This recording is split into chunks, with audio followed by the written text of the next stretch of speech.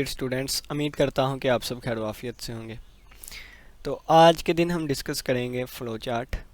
इसके बाद हम यूजेस ऑफ फ़्लो चार्ट देखेंगे, फ़्लो चार्ट कहाँ कहाँ यूज़ होता है, फ़्लो चार्ट सिंबल्स देखेंगे, फ़्लो चार्ट बनाने के लिए कौन कौन से सिंबल्स का यूज़ किया जाता है, गाइडलाइंस फॉर ड्राइंग कि जब हम ड्राइंग कर रहे हों, फ़्लो चार्ट बना रहे हों, उस वक़्त कौन कौन सी हदायत है, लिमिटेशंस यानी कि इसकी हदें क्या है, यानी कि जिससे आगे नहीं बढ़ सकता, लिमिटेशंस इसकी क्या है, इसके एग्जांपल्स देखेंगे, यानी कि फ़्लो चार्ट बना होगा या बनाएंगे उसको समझेंगे, और फ़्लो चार्ट एंड एल्गोरिथम इनमें हम डिफरेंस देखेंगे। ठीक है, तो ये हम ITCD से object oriented programming using C++ का लेक्चर नंबर 3 करेंगे। ठीक हो गया। तो पहले हम इन सभी का एक कंसेप्ट जान लेते हैं। फ़्लो चार्ट क्या होता है? दो वर्ड से मिलके बना है, फ़्लो और चार्ट। तो चार्ट के बारे में आपको पता होगा कि कोई ना कोई चीज़ है, तो उसकी ग्राफिकल रिप्रेजेंटेशन, उसको हम कहते हैं चार्ट। ठीक है, तो ग्राफिकल रिप्रेजेंटेशन में फ़्लो देखते हुए जो चीज़ आएगी हमारे पास उसको हम फ़्लो चार्ट कहेंगे। ठीक है, ये कैसे यूज़ होता है, इसके सिंबल्स क्या है, बनाते वक्त कौन सी बातें याद रखनी हैं, इसकी हदें क्या हैं, और इसकी एग्जांपल्स, और एट द एंड हम फ़्लो चार्ट और एल्गोरिथम में डिफरेंस देखेंगे। तो चलिए आइए हम स्टार्ट करते हैं। सबसे पहले हमारे पास आएगा flow chart. Flow chart is a combination of two words, flow and chart. Flow chart दो वर्ड्स का मजमुआ होता है, दो वर्ड्स का कम्बिनेशन होता है, एक फ़्लो और दूसरा चार्ट। ठीक है, a chart consist of different symbols to display information about any program. Chart क्या होता है? चार्ट एक ग्राफिकल चीज़ होती है। ठीक है, यानी कि डायग्राम वगैरह। तो चार्ट की अगर हम बात करें तो चार्ट में डिफरेंट सिंबल्स होते हैं जो कि इंफॉर्मेशन को डिस्प्ले करवाएंगे। किसी भी प्रोग्राम की इंफॉर्मेशन को दिखाने के लिए सिंबल्स होते हैं एक चार्ट में। ठीक है, और flow indicates the direction of processing that takes place in the program. Flow हमें निशानदेही किया करेगा, फ्लो हमें बताया करेगा कि प्रोग्राम में जो प्रोसेसिंग हो रही है वो किस जानब से किस जानिब हो रही है, किस तरफ से किस तरफ हो रही है। ठीक है, तो फ्लो हमें इस चीज़ की निशानदेही दिया करेगा कि प्रोग्राम की जो प्रोसेसिंग हो रही है, प्रोग्राम की जो काम हो रहा है वो किस जानिब से, कहाँ से लेके कहाँ तक, किस जानिब जा रहा है। ठीक है, उसके डायरेक्शन के बारे में हमें बताएगा। Flow chart is A graphical representation of algorithm. Flow chart graphical representation होती है, यानी कि शक्ल होती है एल्गोरिथम की। ठीक है, ग्राफिकल रिप्रेजेंटेशन होती है, ग्राफिकली इजहार होता है एल्गोरिथम का। तो पहले आपको एल्गोरिथम का पता होना चाहिए। एल्गोरिथम क्या होता है? अगर हमने कोई भी एक काम करना है तो उस काम को करने के लिए मैं कुछ स्टेप्स बना लेता हूँ। पहला स्टेप स्टार्ट, दूसरा ये करें वो करें, ये करें वो करें, एट द एंड मेरा काम कंप्लीट हो गया। तो ये जो मैंने स्टेप्स बनाए ये हमारे पास काम को करने के या प्रॉब्लम को सॉल्व करने के लिए एक एल्गोरिथम आ गया। अब इसी स्टेप्स को या इन्हीं स्टेटमेंट्स को अगर मैं एक ग्राफिकली शक्ल दूंगा तो ये हमारे पास फ्लो चार्ट बन जाया करेगा। ठीक है, तो फ्लो चार्ट एक ग्राफिकल रिप्रेजेंटेशन होती है एल्गोरिथम की। It is a way of visually presenting the flow of data, operation performed on data and sequence of these operations. ये विजुअल प्रेजेंटिंग होती है, ग्राफिकल रिप्रेजेंटिंग होती है फ्लो ऑफ डाटा, कि डाटा किस जानब से किस जानब जा रहा है। डाटा के ऊपर जो ऑपरेशंस परफॉर्म होते हैं उसकी भी विजुअल प्रेजेंटेशन होती है, और सीक्वेंस ऑफ ऑपरेशंस, और ऑपरेशन की क्या सीक्वेंस है, क्या तरतीब है, उसकी भी विजुअल प्रेजेंटिंग होती है। ठीक है, flow chart is similar to the layout plan of a building. Flow chart क्या है? फ्लो चार्ट बिल्कुल उसी तरह होता है जिस तरह layout plan of a building. अगर हमने एक बिल्डिंग बनानी है, फ़र्ज़ किया अगर मैंने एक बिल्डिंग बनानी है, तो बिल्डिंग बनाने से पहले जो मैं लेआउट प्लान बनाता हूँ, यानी कि मैं एक पेपर लेके उस पर नक्शा थोड़ा सा ड्रा कर लेता हूँ। मैं ये देख लेता हूँ यहाँ पे किचन आएगा, बिल्डिंग बनानी है तो बिल्डिंग के लिए जो भी ऑफिस अगर मैंने बनाना है तो कहाँ पे ऑफिस का कौन सा कमरा आएगा, कहाँ पे क्या चीज़ आएगी, कहाँ पे क्या चीज़ आएगी। तो ये जो लेआउट प्लान होता है, फ्लो चार्ट भी बिल्कुल यही करता है। अगर मैंने प्रोग्राम बनाना है तो प्रोग्राम बनाने से पहले उसका लेआउट प्लान मेरे पास फ्लो चार्ट हुआ करेगा। कैसे होगा, नेक्स्ट लाइन में देखते हैं। A designer draw the layout plan of the building before constructing it. जिस तरह एक बिल्डिंग को कंस्ट्रक्ट करने से पहले, तमीर करने से पहले उसका लेआउट प्लान बनाया जाता है कि कहाँ कौन सी चीज़ आएगी, कैसे आएगी, एक पेपर पर ड्रा किया जाता है, नक्शा बनाया जाता है। इसी तरह, बिल्कुल इसी तरह सिमिलरली एक प्रोग्रामर जो है वो प्रेफर करता है फ्लो चार्ट को डिज़ाइन करना कंप्यूटर प्रोग्राम लिखने से पहले। जिस तरह एक बिल्डिंग कंस्ट्रक्ट करने से पहले एक डिज़ाइनर उसका लेआउट प्लान बनाता है, बिल्कुल इसी तरह एक कंप्यूटर प्रोग्राम लिखने से पहले प्रोग्रामर जो है वो फ्लो चार्ट को डिज़ाइन करना बेहतरीन समझते हैं, प्रेफर करते हैं। नेक्स्ट आ गया flow chart is design according to the defined rules. कुछ रूल्स बना दिए गए हैं, तो उन रूल्स को फॉलो करते हुए हम फ्लो चार्ट बना सकते हैं, ठीक है, डिज़ाइन कर सकते हैं। अब uses of logic flow chart, यानी कि एक अच्छा बेहतरीन लॉजिक फ्लो चार्ट जो है उसका इस्तेमाल अब हम देखते हैं। Flow chart is used for following reason. Flow chart को इन डिफरेंट रीज़न्स की बिना पर यूज़ किया जाता है, जो कि हम अभी आपको बताते हैं। नंबर 1 आ गया, flow chart is use to represent an algorithm in simple graphical manner. Flow chart इस्तेमाल होता है, फ्लो चार्ट इस्तेमाल होता है रिप्रेजेंट करने के लिए, ज़ाहिर करने के लिए एक एल्गोरिथम को इन सिंपल ग्राफिकल मैनर, सादा तस्वीराती शक्ल में, ठीक है ना, तस्वीराती मैनर में। यानी कि अगर मेरे पास एक एल्गोरिथम लिखा गया है तो उसको सिंपल ग्राफिकल मैनर में रिप्रेजेंट करने के लिए फ्लो चार्ट का यूज़ किया जाता है। Flow chart is use to show steps of an algorithm in an easy way. Flow chart use किया जाता है एल्गोरिथम के स्टेप्स को एक इजी वे में शो करने के लिए। दोनों लाइन का मतलब है कि एम ही उन्होंने इतना ज़्यादा लिखा हुआ था। चलिए, मेरा काम तो समझाना है, बुक की जो लाइंस लिखी गई हैं उसको आप टू द पॉइंट एक एक चीज़ को समझाऊं, एक एक लाइन पढ़ाऊं, ठीक है। वैसे दोनों लाइंस का एक ही मतलब है। ये क्या करता है, फ्लो चार्ट इस्तेमाल होता है एल्गोरिथम को सिंपल ग्राफिकल मैनर में रिप्रेजेंट करने के लिए। यहाँ पे लिखा गया है फ्लो चार्ट जो है वो इस्तेमाल होता है एल्गोरिथम के स्टेप्स को इजी वे में शो करने के लिए। वही बातें हैं, ठीक है। नेक्स्ट देखिए, flow chart is use to understand the flow of programme.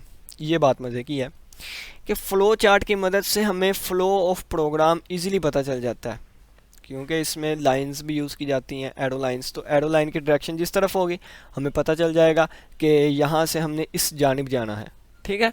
तो फ़्लो चार्ट इस्तेमाल होता है अंडरस्टैंड करने के लिए प्रोग्राम के फ़्लो को, प्रोग्राम किस तरफ जा रहा है, प्रोग्राम के बहाव को देखने के लिए। Flow chart is use to improve the logic for solving a problem. Flow chart इस्तेमाल होता है improve the logic for solving problem, एक प्रॉब्लम को सॉल्व करने के लॉजिक को इम्प्रूव करने के लिए। मतलब क्या है, एक प्रॉब्लम था, हमारे कंसेप्ट क्लियर है कि चलें जी हमने इसको ऐसे सॉल्व करना है, तो जब हम इसका फ्लो चार्ट बनाएंगे तो इससे हमारा इम्प्रूव होगा, इम्प्रूवमेंट आएगी, बेहतरी आएगी, किसमें, प्रॉब्लम को सॉल्व करने के लॉजिक में, ठीक है। तो ये बात लिखी गई थी। Programs can be reviewed and debugged easily. अगर देखें कि हमारे प्रोग्राम में कोई एरर है तो हम उसके लिए अपने फ़्लो चार्ट को देखेंगे। ज़ाहिर सी बात है, फिर फ़्लो चार्ट में कोई ना कोई एरर होगी, तो फ़्लो चार्ट को देखना इजी होता है। तो program can be reviewed, program को दोबारा देखा जा सकता है, और डिबग, अगर कोई एरर है उसको ढूंढा जा सकता है इजीली, ठीक है। अब फ्लो चार्ट अगर हमने ड्रा करना है तो उससे पहले इसके कुछ सिंबल्स होते हैं, कुछ डायग्राम्स होती हैं, उनको समझना पड़ता है, तो उनको हम कहते हैं फ्लो चार्ट सिंबल्स, ठीक है। Flow chart uses simple symbol to show different types of statement. Different types of statement जो कि हम प्रोग्राम में लिखते हैं उसको ग्राफिकली शो करवाने के लिए फ्लो चार्ट हमें कुछ सिंपल सिंबल्स देता है, ठीक है। एल्गोरिथम में स्टेटमेंट्स होती हैं, स्टेप्स होती हैं, उन स्टेप को ग्राफिकली रिप्रेजेंट करने के लिए फ्लो चार्ट ने कुछ सिंबल्स बनाए हुए हैं, वो सिंबल हम देखते हैं, ठीक है। सबसे पहले आ गया, अगर हमने अपने प्रोग्राम में कोई भी इनपुट लेनी है, या प्रोग्राम से कोई ना कोई आउटपुट लेनी है, या एल्गोरिथम में कोई ऐसा स्टेप है जिसमें डाटा इंटर किया जा रहा है या डाटा लिया जा रहा है, आउटपुट ली जा रही है या इनपुट दी जा रही है, तो उसके लिए हम पैरेललोग्राम लॉ यूज़ करेंगे और पैरेललोग्राम को यूज़ करेंगे, ठीक है। तो इनपुट या आउटपुट प्रोग्राम में या एल्गोरिथम में कहीं भी यूज़ हो, हमने पैरेललोग्राम सिंबल यूज़ करना है। तो parallelogram symbol is use to represent an input और आउटपुट स्टेप। इनपुट या आउटपुट का स्टेप हो तो उसको रिप्रेजेंट करने के लिए, ज़ाहिर करने के लिए हम पैरेललोग्राम सिंबल यूज़ करेंगे। इनपुट स्टेटमेंट क्या हो सकती है? इनपुट स्टेटमेंट इस्तेमाल होती है यूज़र से इनपुट लेने के लिए। The output statement is used. Output statement इस्तेमाल होती है एक मैसेज को डिस्प्ले करवाने के लिए टू द यूज़र, यूज़र के लिए, या एक वैल्यू को डिस्प्ले करवाने के लिए। ठीक है, आउटपुट के लिए आउटपुट स्टेटमेंट, इनपुट के लिए इनपुट स्टेटमेंट। अगर इनपुट और आउटपुट हमने करनी है तो इसके लिए हम एक स्पेशल सिंबल यूज़ करेंगे, पैरेललोग्राम सिंबल। ठीक है, तो ये हमारे पास आ गया। ये पैरेललोग्राम ये होती है, ये जी, जिसकी आमने सामने वाली साइड्स बराबर हों। ठीक है, ये वाले, और इसके एंगल 90, यानी कि इस चीज़ को ख़ास नाम दिया जाता है पैरेललोग्राम। अब आप कहेंगे कि ये भी तो एक पैरेललोग्राम है फिर, क्योंकि इसकी भी तो आमने सामने की साइड्स बराबर हैं। तो अगर हमने डिस्कशन करनी है तो मैथ में डिस्कस कर लेंगे। ये भी इसको एक ख़ास नाम दिया गया है, इसको एक ख़ास नाम दिया गया है। वैसे ये भी हमारे पास पैरेललोग्राम है, ये भी हमारे पास पैरेललोग्राम है, लेकिन इसको एक ख़ास नाम दिया जाता है, इसको माना जाता है। तो वो मैथ के कंसेप्ट्स हैं। तो अगर आपने ये चीज़ें डिस्कस करनी है कमेंट सेक्शन में बता दीजिएगा। मेन सब्जेक्ट हमारा मैथ है, तो हम इसको भी लेके चलेंगे। इनपुट मार्क्स, इनपुट के लिए ये देखें, मार्क्स की वैल्यू यूज़र से हमने लेनी है, इनपुट करवानी है, तो इसके लिए ये वाला सिंबल यूज़ करेंगे। और अगर हमने मार्क्स को प्रिंट करवाना है तो इसके लिए भी हम ये पैरेललोग्राम सिंबल यूज़ करेंगे। ठीक है, दूसरा हमारे पास आ गया प्रोसेस। तो प्रोसेस के लिए ये वाला सिंबल, इसको कहते हैं, स्पेशली नाम दिया गया है रेक्टेंगल। इसको एक स्पेशल नाम दिया गया है रेक्टेंगल। अब जिनके कंसेप्ट्स हैं वो कहेंगे कि स्क्वायर भी तो एक रेक्टेंगल होती है। ठीक है, तो वो भी एक रेक्टेंगल होती है, लेकिन डिफरेंस क्या होता है, या हम इसको स्क्वायर क्यों कहते हैं, इसको रेक्टेंगल क्यों कहते हैं, मैथ्स के कंसेप्ट है। कोई कन्फ्यूजन हुई तो कमेंट सेक्शन में बताइएगा, हम उसको भी देखेंगे। Process, rectangle symbol is use to represent a process step. Rectangle symbol जो होता है ये इस्तेमाल किया जाता है प्रोसेसिंग के स्टेप को रिप्रेजेंट करने के लिए। पहले आपको प्रोसेसिंग का पता होना चाहिए। प्रोसेसिंग क्या होती है?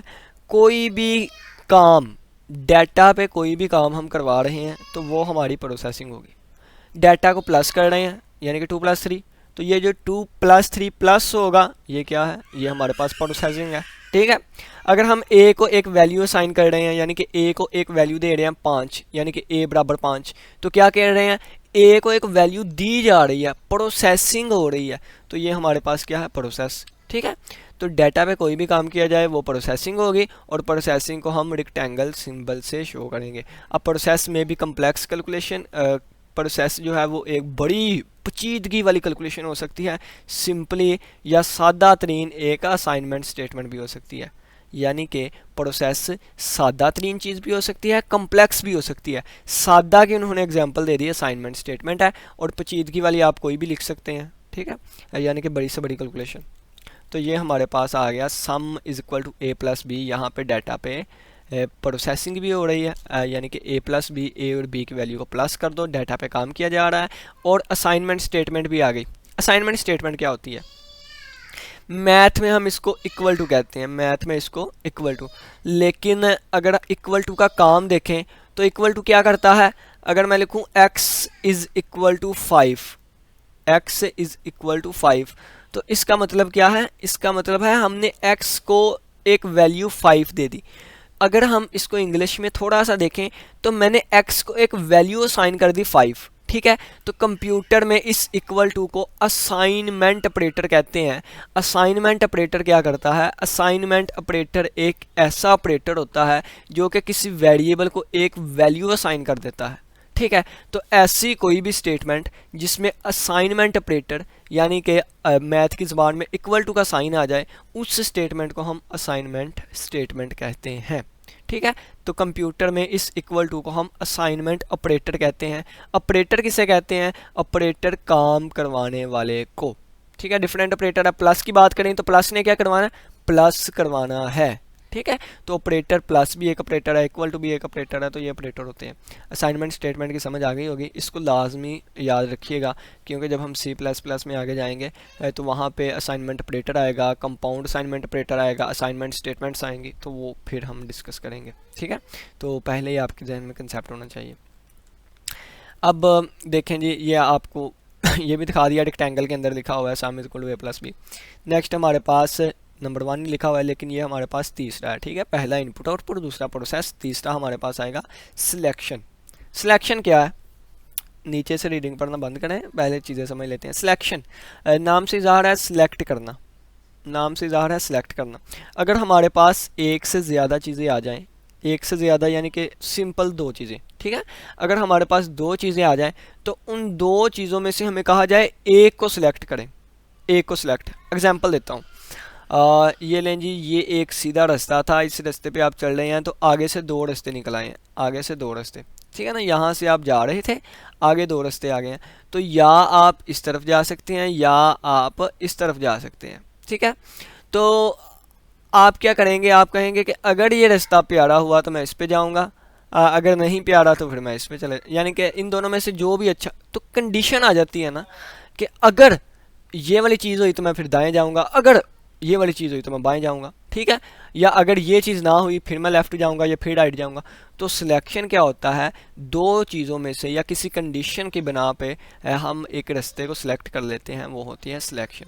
ठीक है, तो इसके लिए डायमंड सिंबल यूज़ किया जाता है। डायमंड किसे कहते हैं, तो अगर आप ताश जो होते हैं यानी कि पत्ते जो हम खेलते हैं, तो उसमें हमारे पास एक ये वाला भी होता है, ठीक है ना, इसको हम कहते हैं डायमंड सिंबल।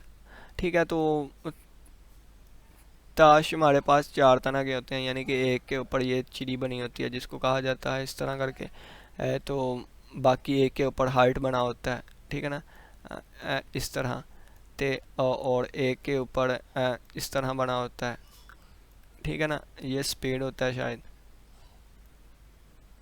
तो एक ये होता है, तो इस सिंबल को हम डायमंड सिंबल कहते हैं। ठीक है, डायमंड सिंबल जो है वो यूज़ किया जाता है सिलेक्शन स्टेप के लिए। कहीं भी हमारे पास कोई कंडीशन आ जाए या फिर एक से ज़्यादा रास्ते आ जाए, हमने एक को सिलेक्ट करना हो, तो वहाँ पे हम डायमंड सिंबल को यूज़ करेंगे। A condition is given in the selection diamond symbol. Diamond symbol के अंदर हम एक कंडीशन दिया करेंगे, अगर वो कंडीशन दुरुस्त हुई तो एक रास्ते पे चल जाएंगे, अगर फाल्स हुई तो दूसरे। ठीक है, यानी कि अगर मैं कहूँ कि बच्चे के नंबर 50 से ज़्यादा है तो फिर इसको इस तरफ भेज दें, अगर 50 से कम है तो फिर इस तरफ। ठीक है, तो दो रास्ते आगे। तो the flow of control from diamond, flow of control from diamond, diamond से निकलने वाला जो फ्लो होता है उसका control may go in two direction, दो डायरेक्शंस में जा सकता है। एक डायरेक्शन वो कि अगर कंडीशन हमारी ट्रू हुई, और दूसरी डायरेक्शन वो कि जब हमारी कंडीशन है फॉल्स हुई।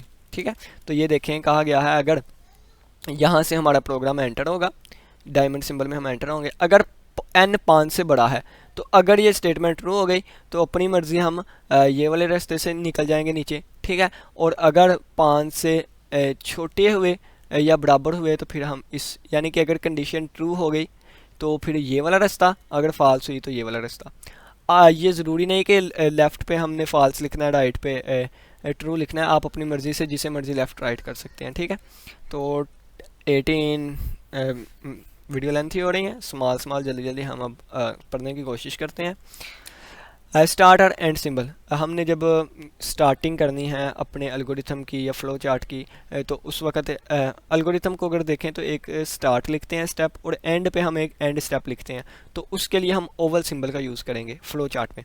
तो Oval symbol is used, Oval किसे कहते हैं, बेस भी शक्ल। ठीक है, तो अंडे वाली शक्ल, ओवल शक्ल, oval symbol is use to represent the start और end of the flow chart.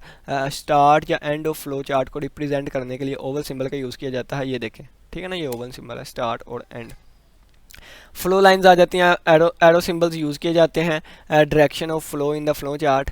Flow chart में फ़्लो की डायरेक्शन को रिप्रेजेंट करने के लिए एरो सिंबल यूज़ किए जाते हैं। ये चार तरह की लाइंस होती हैं, एक लेफ़्ट टू राइट, एक राइट टू लेफ़्ट, एक अपर टू बॉटम और एक बॉटम टू अपर। ठीक है, ये चार तरह की लाइन होती है। हम इस तरह की लाइन यूज़ नहीं कर सकते, इस तरह का एरो यूज़ नहीं कर सकते। ठीक है, तो इसको लाइन नहीं कहना, इसको एरो कहना है। ठीक है ना, ये वेक्टर है एक।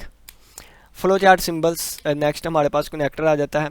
कनेक्टर क्या होता है, एक सर्कल होता है जो कि एक से ज़्यादा डिफरेंट फ्लो लाइंस को कंबाइन करने के लिए यूज़ होता है। यानी कि देखें कि एक लाइन ये आ गई, एक लाइन ये थी, एक लाइन ये थी, तो इन तीनों ने नीचे जाना था। तो नीचे जाने के लिए यहाँ पे मैं एक सर्कल का यूज़ करूँगा, तो ये सर्कल की मदद से ये देखें, ठीक है। तो इसका मतलब क्या है, ये लाइन और ये लाइन, तमाम लाइंस का जो इफेक्ट है वो इसमें आ गया, कनेक्ट कर दी गई। इन तीन लाइंस को इस कनेक्टर ने कनेक्ट कर दिया, ठीक है।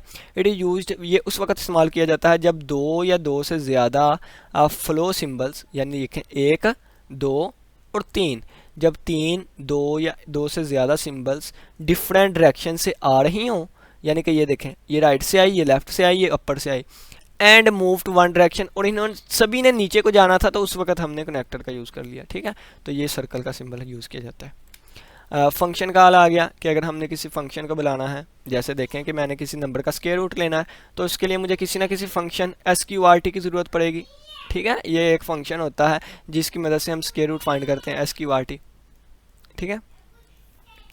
तो रेक्टेंगल सिंबल, इसके लिए हम रेक्टेंगल सिंबल यूज़ करेंगे with double lines on left और राइट साइड। तो ये हमारे पास रेक्टेंगल सिंबल बन गया, डबल लाइन लेफ्ट और राइट साइड पे, ठीक है। Use to call a function तो ये हमारे पास सिंबल आ गया, ठीक है। The name of function with parameter is written inside the symbol. तो पैरामीटर के साथ फंक्शन का नेम इसके अंदर लिखा जाता है। नेक्स्ट प्रिपरेशन आ गई, this symbol used for loops to specify start and stop conditions. Loop हम पढ़ेंगे। लूप क्या कहते हैं, एक साइकिल होता है, बार बार एक ही चीज़ को चलाई जाना चलाई जाना चलाई जाना। जब कंडीशन फॉल्स हो जाएगी उस वक्त हमारा ये साइकिल ख़त्म हो जाता है, ठीक है। यानी कि मैं आपको कहूँ कि ये चीज़ उस वक्त तक घुमाई जाए घुमाई जाए घुमाई जाए घुमाई जाए जब तक कि 12 नहीं बज जाते। तो 12 बज गए, आपने घुमाना छोड़ दिया। बिल्कुल यही बात लूप की है। लूप ने क्या करना है कि वो काम चलाते जाना चलाते जाना चलाते जाना जब तक कि कंडीशन नहीं पूरी हो जाती। तो उसको काम को स्टॉप या स्टार्ट करने के लिए जो कंडीशंस होती हैं उसके लिए प्रिपरेशन का यूज़ करते हैं। इसके लिए ये वाला सिंबल यूज़ होता है। इसको हम कहते हैं 1 2 3 4 5 6 साइड्स हैं, इसको हम हेक्सागोन कहते हैं, ठीक है। 5 साइड वाले को पेंटागोन, तो बस ठीक है ना। इसको हेक्सागोन कहेंगे, 6 साइड्स वाली। Guidelines for drawing flow chart. अब देखें, अब हमने फ्लो चार्ट बनाना है तो इसके लिए कुछ हदायत होंगी। जैसे हमने कोई कार, गाड़ी, मोटरसाइकिल या कोई भी काम करना है तो बड़े लोग हमें हदायत देते हैं ना, बेटा इस तरह एहतियात से चलाना, ये करना वो करना। बिल्कुल इसी तरह जब फ्लो चार्ट बनाएंगे तो उसके लिए कुछ हदायत सुन ले। Different guidelines for drawing a flow chart are as follows. Flow chart को ड्राइंग करने के लिए डिफरेंट गाइडलाइंस। सबसे पहली, all necessary requirements should be listed in a logical order while drawing a flow chart. Flow chart draw करते वक्त तमाम ज़रूरी रिक्वायरमेंट्स जो है वो आपके पास लिखी होनी चाहिए एक लॉजिकल ऑर्डर में।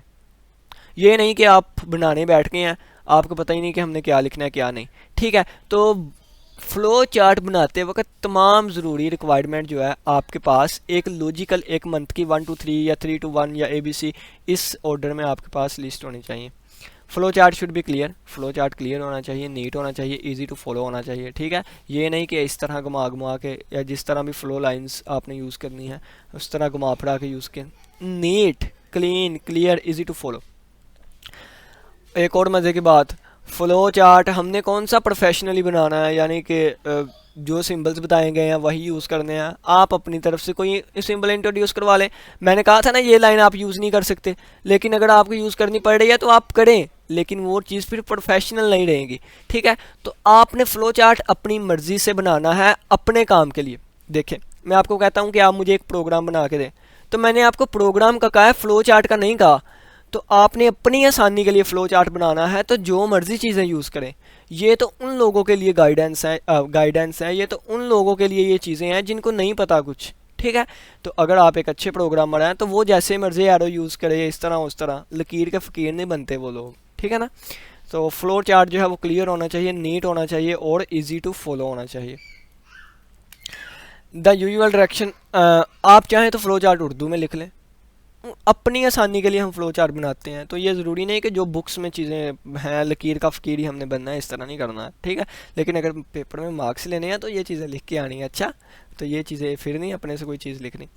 The usual direction of flow chart is from top to bottom और राइट। जो डायरेक्शन होती है फ्लो चार्ट की वो या तो टॉप टू बॉटम होगी, यानी कि ऊपर से नीचे की जानब होगी, तो या लेफ़्ट टू राइट होगी या लेफ़्ट टू राइट, ठीक है ना, फ्लो चार्ट की डायरेक्शन। अब ये हमारे पास अगर हम देखें तो कौन सा सिंबल है, रेक्टेंगल सिंबल है। तो रेक्टेंगल सिंबल किसके लिए यूज़ होता है, प्रोसेसिंग के लिए होता है, ठीक है। तो इसमें एक ये देखें या तो लेफ़्ट टू राइट आएगी या लेफ़्ट टू राइट, या अपर टू बॉटम या अपर टू बॉटम, यानी कि जो प्रोसेसिंग होती है उस वो या तो लेफ़्ट टू राइट होगी या अपर टू बॉटम, ये वाली चीज़ देखी गई। और यही लाइन यहाँ पे लिखी गई है, only one line should come out from the process symbol. तो ये जो प्रोसेस सिंबल था इनमें से एक लाइन ही बाहर आ सकती है, एक लाइन ही बाहर आ सकती है, ये नहीं आप कर सकते दो लाइन्स, ये काम गलत हो जाएगा, ठीक है। तो एक लाइन ही हमेशा बाहर आया करेगी। Only one flow line must enter the decision symbol, जो कि हम डायमंड सिंबल पढ़ के आए उसको डिसीजन सिंबल भी कहते हैं। डिसीजन सिंबल इस वजह से कहते हैं, डिसीजन मैंने होता है फैसला, तो फैसला साजी का सिंबल भी इसे कहते हैं, फैसला करने वाला सिंबल, ठीक है। यानी कि यहाँ से हमारा प्रोग्राम एंटर हुआ था, हमने आगे कहाँ जाना है, इस तरफ जाना है या इस तरफ जाना है, ठीक है। तो ये फैसला करना पड़ता है, इसको डायमंड सिंबल भी कहते हैं, डिसीजन सिंबल्स यानी कि फैसला साजी का सिंबल।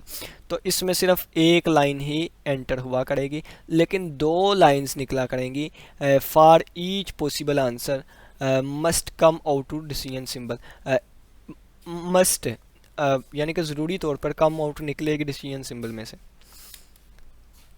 तो ये एक लाइन एंटर हुई और दो लाइंस निकली हैं, ठीक है। Only one flow line is used with terminal symbol. अब टर्मिनल सिंबल, टर्मिनल कहते हैं खारिज होना, तो जब हम प्रोग्राम स्टार्ट करेंगे तो वो भी एंड पे चीज़ होती है स्टार्ट।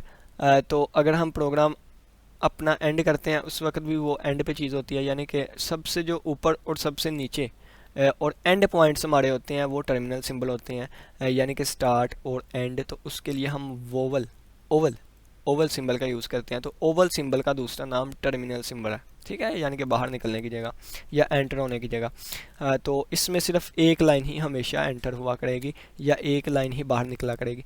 तो जिससे बाहर निकल रही है यानी कि ये वाली चीज़ जो है ये स्टार्ट के लिए यूज़ हुआ करेगी और ये वाली चीज़ हमारे पास एंड के लिए यूज़ हुआ करेगी, ठीक है। नेक्स्ट हमारे पास आ गया the start and and of the flow chart must be logical, यानी कि जो स्टार्टिंग है और एंड जो होगा वो लॉजिकल होना चाहिए, साफ क्लियर वाज़ेह। The comment should be a written in remark symbol. अगर हमने कोई कमेंट लिखना है तो वो रिमार्क सिंबल में लिखा जाएगा। रिमार्क सिंबल क्या होता है, तो ये वाला सिंबल हमारे पास एक रिमार्क सिंबल होता है, ठीक है। और यहाँ पे हम कमेंट लिखते हैं, तो ये हमारे पास आ गया दीज आर कमेंट्स। हदायत नंबर 9 हमें कहती है the connector should be use to reduce the number of flow lines if flow chart becomes complex. अगर हमारा फ्लो चार्ट पेचीदगी की तरफ जा रहा है, कम्प्लेक्सिटी की तरफ जा रहा है, तो कम करने के लिए नंबर ऑफ़ फ्लो लाइंस हम कनेक्टर को यूज़ करेंगे। यानी कि देखें एक लाइन ये थी, एक लाइन ये थी, एक लाइन ये थी, इतनी ज़्यादा लाइन्स आ रही, तो कम करने के लिए हम यहाँ पे कनेक्टर यूज़ कर लेंगे, ठीक है। It is useful to ensure the validity of flow chart by testing. हमने बार बार सैम्पल डाटा देना है और ये देखना है कि क्या हमारा आंसर जो है वो ठीक आता है फ्लो चार्ट में, ठीक है। तो बार बार हम डाटा दे के देखेंगे, सैम्पल डाटा दिया करेंगे फ्लो चार्ट को और अपनी वैलिडिटी शो करेंगे, रिज़ल्ट शो करें, देखेंगे कि क्या वाकई ठीक आता है कि नहीं, ठीक है। तो ये चीज़ यूज़फुल होती है, फ़ायदेमंद होती है। अब जल्दी जल्दी करते हैं, लेंथी हो रही है video. Limitations of flow chart, ठीक है, जहाँ से समझ ना आए पूछ लीजिएगा, जल्दी जल्दी पढ़ने की कोशिश करते हैं। लिमिटेशन क्या होती हैं, इसकी हदें क्या होती हैं। तो डिफ़िकल्ट होता है फ़्लो चार्ट को ड्रा करना फॉर कम्प्लेक्स प्रॉब्लम्स। बड़ी बड़ी प्रॉब्लम्स के लिए फ़्लो चार्ट को ड्रा करना मुश्किल होता है। फ़्लो चार्ट जो है उसको रीडिज़ाइन किया जाता है अगर उसमें कोई चेंज करना हो, ठीक है। अगर आप कच्ची पेंसिल से बना रहे हैं तो उसको तो रेज कर लेंगे, लेकिन अगर पक्की पेंसिल से बना रहे हैं या किसी बॉल पॉइंट से बना रहे हैं तो फ़्लो चार्ट दोबारा बनाना पड़ता है। एग्जाम्पल नंबर 1 है कि हमने फ़्लो चार्ट बनाना है, रिप्रेजेंट करता है दो नंबर्स को ऐड करना है। तो दो नंबर को ऐड करना है, पहले एल्गोरिथम बनाएंगे। तो एल्गोरिथम यहाँ पे मैं छोटा सा लिख देता हूँ। सबसे पहले आएगा स्टार्ट, स्टार्ट से पहले आएगा इनपुट एक वेरिएबल, इनपुट एक नंबर, फिर आएगा इनपुट दूसरा नंबर, फिर आ जाएगा सम इज़ इक्वल टू ए जमा बी या सम इज़ इक्वल टू एक नंबर जमा दूसरा नंबर, इसके बाद डिस्प्ले आंसर और इसके बाद हमारा आ जाएगा एंड, ठीक है। तो इसको ही देखें, सबसे पहले हमने स्टार्ट किया, दो नंबर इनपुट लिए, सम किया a प्लस बी, डिस्प्ले कर दिया अपना सम और आंसर एट द एंड कर दिया, ठीक है। तो सबसे पहले अगर ऊपर देखें तो ओवल सिंबल यूज़ हो रहा है स्टार्टिंग के लिए, एंड पे भी ओवल सिंबल यूज़ हो रहा है। ओवल सिंबल का दूसरा नाम टर्मिनल सिंबल, ठीक है। अब देखें, अब ये इनपुट और आउटपुट, इनपुट और आउटपुट, दोनों के लिए हमने पैरेललोग्राम सिंबल यूज़ किया, और प्रोसेसिंग के लिए या असाइनमेंट स्टेटमेंट के लिए हमने ये वाला सिंबल यूज़ किया। तो एरो लाइन्स हमें बता रही है यहाँ से यहाँ चीज़ जाएगी, यहाँ से यहाँ, यहाँ से यहाँ, ये हमारा फ्लो होगा। ठीक है ना। नेक्स्ट एग्जांपल नंबर 2 है, फ्लो चार्ट हमने बनाना है कि अगर मार्क्स 40 या 40 से ज़्यादा हो तो पास डिस्प्ले करवा दें, वगरना फेल। ठीक है, तो सबसे पहले रफ में बना देते हैं। स्टार्ट आएगा, स्टार्ट के बाद नीचे जाके इनपुट मार्क्स लेगा। मार्क्स के लिए पैरेललोग्राम यूज़ करेंगे, तो 1 मिनट की इसको हम रेज करते हैं। इनपुट के लिए हम पैरेललोग्राम यूज़ करेंगे, तो इनपुट मार्क्स आ जाएगा। मार्क्स आने के बाद डायमंड सिंबल आ जाएगा, वो चेक करेगा कि आया कि मार्क्स हमारे 40 से कम है या ज़्यादा। ठीक है, तो 40 से कम या ज़्यादा होंगे तो वो इस तरफ जाएगा। अगर 40 देखें, अगर तो 40 से ज़्यादा है तो यहाँ पे हम डिस्प्ले पास करवा देंगे, तो पास के लिए पैरेललोग्राम। ठीक है, यहाँ अगर 40 से कम हुए तो यहाँ भी पैरेललोग्राम आ जाएगी, और एट द एंड यहाँ पे हमारे पास आ जाएगा कनेक्टर, और यहाँ पे आ जाएगा हमारे पास एंड। ठीक है, तो ये आ गया हमारे पास लिखा हुआ है। स्टार्ट किया, मार्क्स की वैल्यू ली, अगर मार्क्स 40 से ज़्यादा है या बराबर है तो यस ट्रू हो जाएगा और डिस्प्ले कर दे पास। ठीक है, और अगर 40 से कम हुए तो डिस्प्ले कर दे फेल। तो यहाँ से ये कनेक्टर यूज़ किया, ठीक है, ताकि लाइंस आपस में टकराए ना, और कनेक्टर यूज़ करके एट द एंड हमारे पास रिजल्ट आ गया। ठीक है, द फॉलोइंग, पहले 50 नेचुरल नंबर का सम है, तो ये पहले स्टार्ट किया, सम को 0 वैल्यू दी, n इज इक्वल टू 0 किया, n की वैल्यू में 1 बढ़ा दिया तो n की वैल्यू 1 हो गई। तो सम की वैल्यू 0 थी, सम की वैल्यू 1 हो गई। 1 जो है वो अभी छोटा है, यानी कि कंडीशन फॉल्स हुई, दोबारा ये प्रोग्राम यहाँ से जाएगा यहाँ तक। ठीक है, तो दोबारा n की वैल्यू 1 थी, n की वैल्यू 2 हो जाएगी। सम की वैल्यू 1 थी, सम की वैल्यू 2 हो जाएगी। तो यहाँ पे सम आना है। ठीक है, यहाँ पे सम आएगा, यहाँ जो मार्क्स लिखा हुआ है यहाँ पे सम आएगा। ये ज़रा सी मुझसे मिस्टेक हो गई थी लिखने में। ठीक है, यहाँ पे सम आएगा, सम की वैल्यू 2 हो गई, अभी भी 40 से छोटी है, कंडीशन फॉल्स है, तो यहाँ पे दोबारा प्रोग्राम यहाँ पे जाएगा। यहाँ पे जाके अब n की वैल्यू 3 हो गई, 3 सम की 2 थी, सम की भी 3 हो जाएगी वैल्यू। कैसे होगी ये आप कॉपी पे साइड पे लिखी जाइएगा, टाइम हमारे पास कम है। तो सम की वैल्यू 4 हो जाएगी, इसी तरह चलता गया, 5 हुई, 6 हुई, 9 कंडीशन हुई।